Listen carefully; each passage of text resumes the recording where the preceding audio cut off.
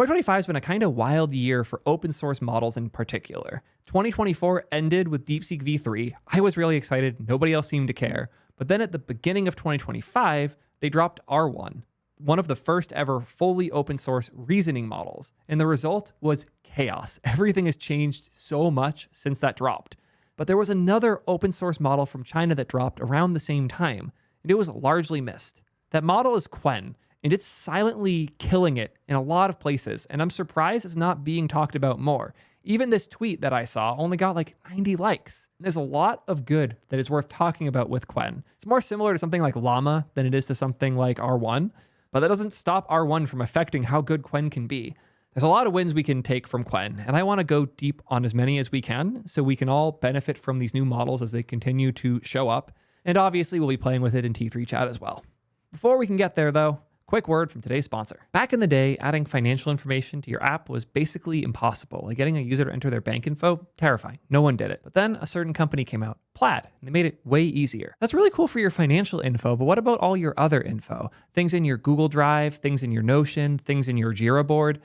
Basically impossible to get a hold of. So if you want to use AI with it, good luck, especially if you want to build an app. That's why our sponsor, Raggy AI, exists. These guys make it so easy to connect basically any data source to your code. If you're a developer trying to build AI apps, there's a good chance these guys are going to make your life easier. Pretty much any place you're keeping data as an individual or a company, they have an integration for. And it's as simple as a curl request to their service, and they will give you the ability to traverse it. It's stupid how easy it is to set up. The example should say everything you need to see here. You curl their endpoint, pointing them at something. It could be a file like a PDF, or it could be a resource like Google Drive or Confluence even.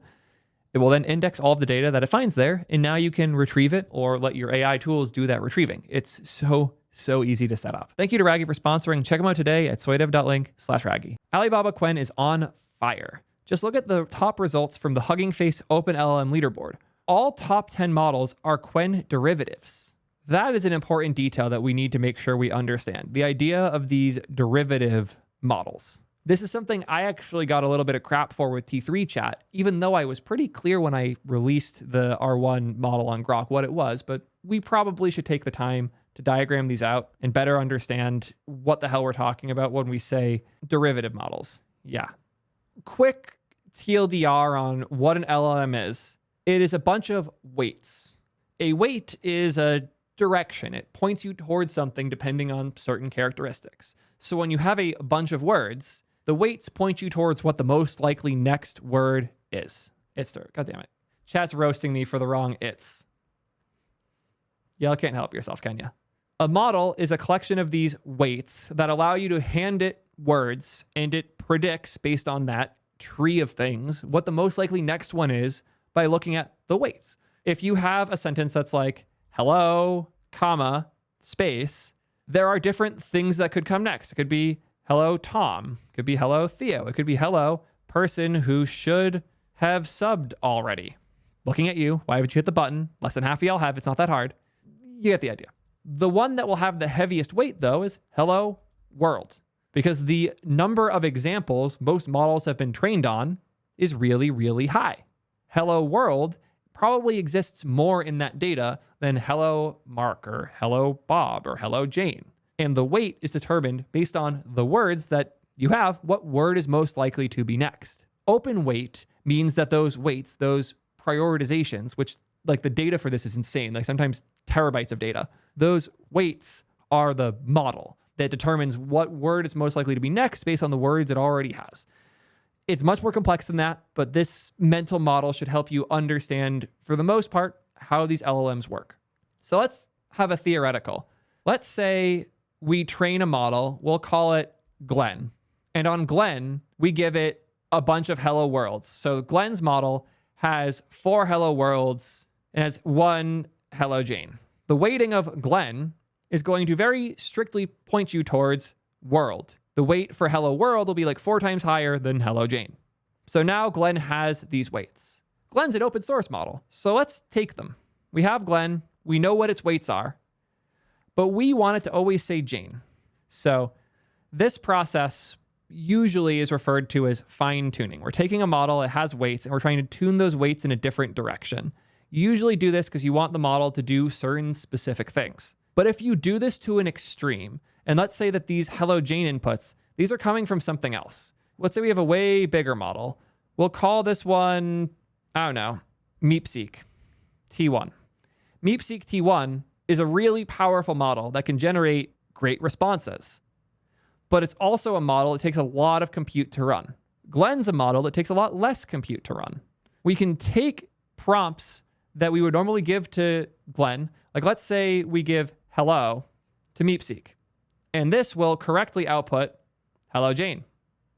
Now we can use that to effectively fine-tune the utter fucking shit out of Qwen to do what's called distilling. And if you do this aggressively enough, you can take a lot of the behaviors and characteristics of this bigger, fancier model and effectively brute force the model here to do the right thing. This is the two ways to make a derivative of a model.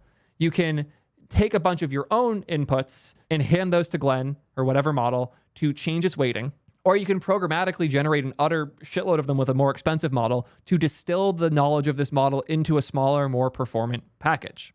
So what does this look like? Well, if we go to T3 chat here, we have a couple models we can pick from. We have a lot of models you can pick from. If I pick Deepseek R1 on OpenRouter, which is a platform for hosting the model a lot of different places, since Deepseek R1's surprisingly hard to host, this will automatically rotate between different providers to find the one that's the most likely to solve our problem. So I'll ask it the same question I just totally came up with an answer for myself. Describe the difference between distilling and fine-tuning an LLM. We're going to ask this to R1 on OpenRouter, the full, proper R1. And now I can open reasoning. It's coming through. It's not terribly slow for once. Normally, my R1 deployments on OpenRouter aren't this fast. It's nice to see it speeding up finally. But if I take the same question and I go ask it to the Llama distilled version, this one's hosted on Grok. It's a little bit faster. This one's still going, by the way. And we can look at the difference in how these responded. Like, they're not exactly the same, but there's a lot of overlap. Purpose: adapting a pre-trained LLM to a specific task or domain. Adapting a pre-trained model to perform well on a specific task or data set. There's a lot of overlap between these responses because this one is Llama, which is an existing, relatively efficient open source model that has been spammed with knowledge from R1 to the point where it can generate responses that look a lot like the ones that R1 generates. But since Llama's an easier to run model, and more importantly, with a provider like the one we use, Grok, that made custom chips to make it as fast as possible, that combination of a easier to run model and chips built to run that model really well results in insane performance. Llama's pretty good at being distilled this way. It seems like Qwen is possibly even better. So we have the Llama distilled model. It's distilled on the 70 bil parameter version of Llama. We also have Qwen distilled, which we just shipped. It's distilled on the Qwen 32 billion instead. We can give it the same question, and it's even faster. And it looks like the answer is pretty much identical to the other one still. Pretty cool that we have that. And Qwen seems to handle distillation even on smaller parameter counts like here, like 32 bil, handles it totally fine.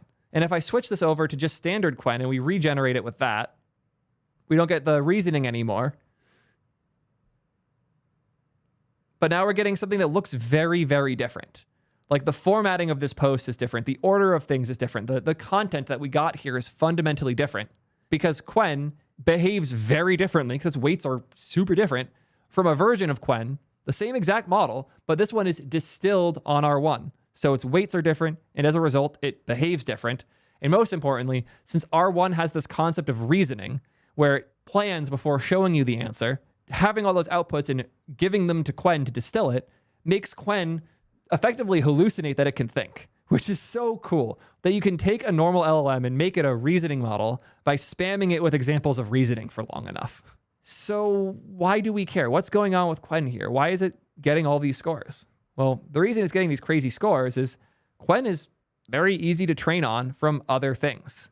And since it's an open model, you can make your own distilled or fine-tuned version of Qwen and also release that open source for people to use however they want because it's a derivative of an already open source thing. And that's why we're seeing such crazy numbers for the success of these open models. And some of them are really efficient too. If we look here, this D-Fermin one is really, really crazy in terms of its CO2, which is like its carbon and overall like energy cost.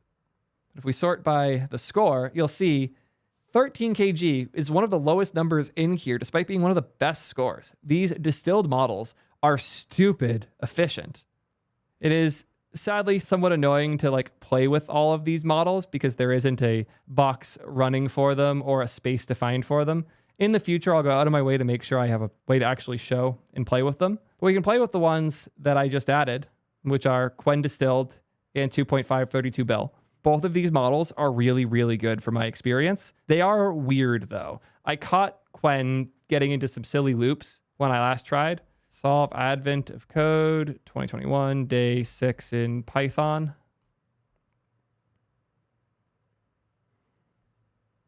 And here we see it's flying.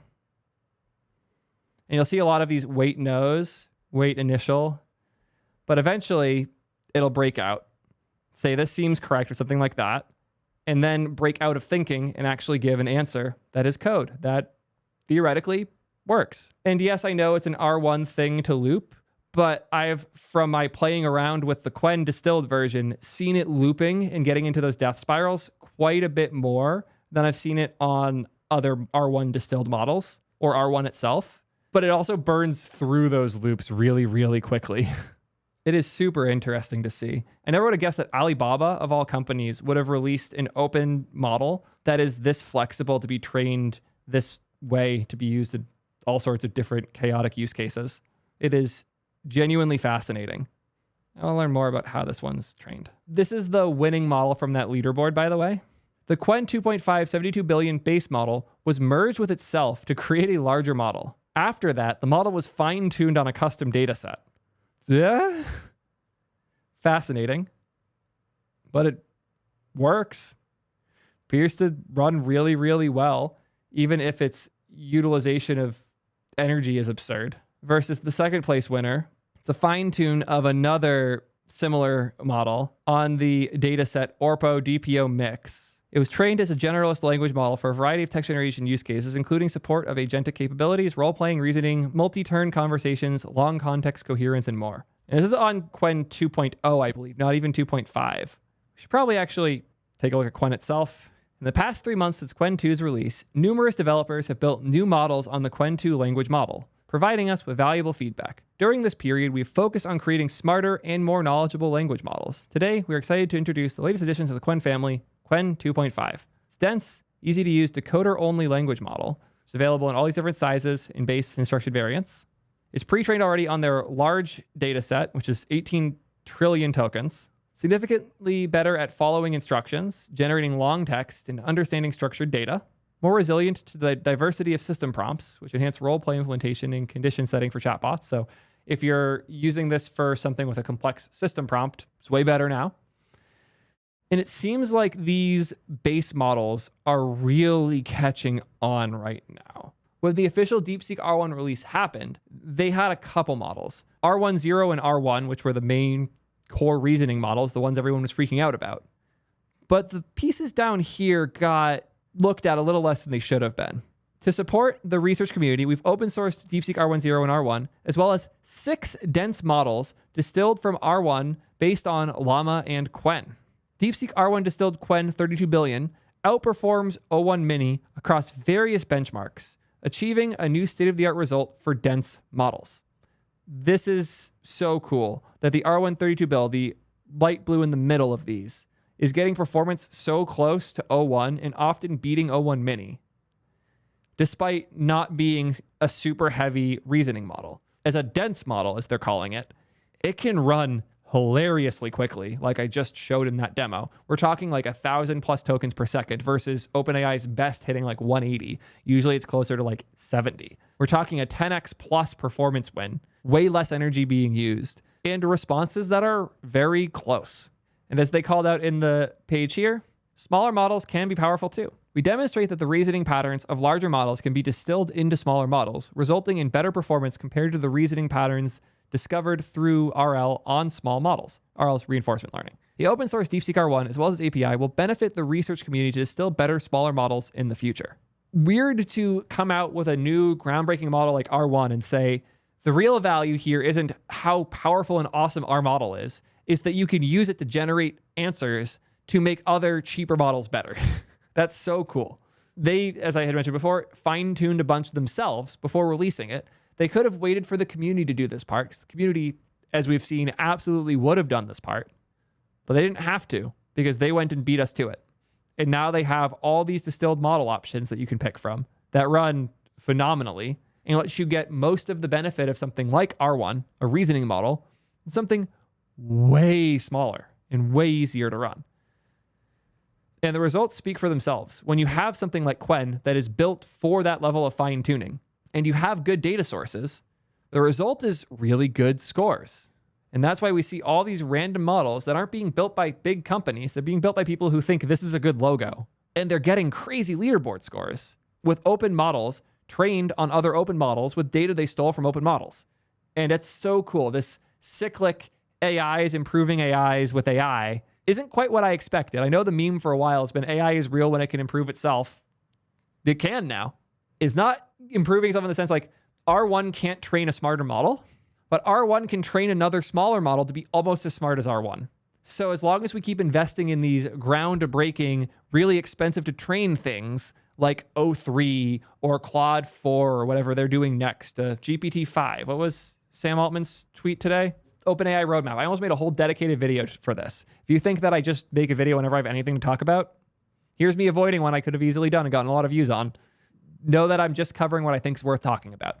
Anyways, here is his roadmap for 4.5 and 5. The reason I'm bringing this up is one very interesting line. We'll next ship 4.5, the model we called Orion, as our last non-chain of thought model. They have concluded internally at OpenAI that the reasoning step, where the model talks to itself before coming to a conclusion, actually makes the results better enough that it's worth all their models doing that, even if they're not models built from scratch to do reasoning like O1 does. But if you take the data that those models generate and use that to bring up other models that are cheaper to a similar quality level, then it makes a lot of sense that suddenly all of OpenAI's models are going to be reasoning and all going to be having chain of thought. They're not going to be like that because they're just building them to have chain of thought. They're doing that because they have really smart models with chain of thought, and they're going to distill the knowledge into smaller models. And it's weird to see effectively OpenAI playing catch up there. They don't talk about these processes. Like, we don't know if GPT-5 will be distilled by O3 or not. They don't even know if they'll say those types of things. Hard to know for sure. But it does kickstart some very exciting developments in the space. And it seems like Llama, and in particular Qwen, as well as even Deepseek, all caught on to this a hell of a lot earlier. And now we're getting to the point where we have models that are as cheap as 4.0 mini that are performing as well as O3. And that's crazy. Whenever a new barrier is broken for quality in the AI space, it now only takes a few months for the cheap options and the fast options to catch up. And it's these techniques and it's these models, it's things like Qwen that make all of that possible. And while I don't expect Qwen to be the option people click, I don't suspect there's going to be a lot of people clicking Qwen 2.5 on the bottom here. I absolutely see a future where they click R1 distilled and don't even know what Qwen is. Hell, I even see a future where they don't click anything at all. They're just running a distilled model that was predetermined by some other AI to be the right model for the prompt that they sent in. So I think Qwen is underrated, but I also think it's going to stay that way because it feels more and more like Qwen is going to be an implementation detail, not an actual model people reach for. And I think that's an exciting future, one where all of these cool tools and technologies get to keep improving in the open, and we have these core pieces like Qwen that we can build on top of to take these big wins and spread them across the world. One more piece I wanted to call out. It's important to pay attention to licensing when you're using these open models. Just because they're open weight does not mean they're traditionally open source. Deepseek's been really aggressive with the MIT license, which is a super open, permissive license. Lets you do basically whatever you want to the thing. You just cannot sue them for things you do with it. Qwen is licensed under Apache, which is interesting because Apache is an even more do what you want license. Big difference between these two. Apache does protect patent stuff. MIT doesn't give a shit. Apache requires you to properly attribute them. MIT doesn't give a shit. And Apache's more complex due to the patent stuff. Yeah, that all makes sense. MIT is a very short single page. Apache is a bit more complex, but protects them a little bit more. Still very, very open license. But then we have the Llama 3.1 and 3.3 licenses. These are a little different. The big difference here is you have to prominently display built with Llama on anything that you use Llama for. Oh yeah, here's the fun one. If you're using it for something greater than 700 million monthly active users, you have to request a license from Facebook. So if your app gets popular enough, you have to pay Facebook for Llama. If you're a small indie hacker working on the side, you can use Llama for whatever you want. But the moment you hit 700 million users, you are required to hit them up and pay some crazy, egregious licensing fee. That's a huge, important distinction to know. So as great as it is that we have open models in the US and in China, if you're building a business right now, I think Qwen is a safer bet. Obviously, 700 million monthly users is a lot of people, but you should be considerate of these things as you make these decisions. Licenses that cap at a certain level of popularity are not truly open licenses. These are not what I would consider open source licenses because there are limitations to how open they are depending on characteristics of you as the person using them. Mistral also has similarly weird things in their license that are worth considering. It's weird, but the most open sourcey open models right now are the ones out of China because they are licensed in much more permissive ways. Just a thing I thought was worth calling out, and it's another one of those reasons I think Qwen is underrated.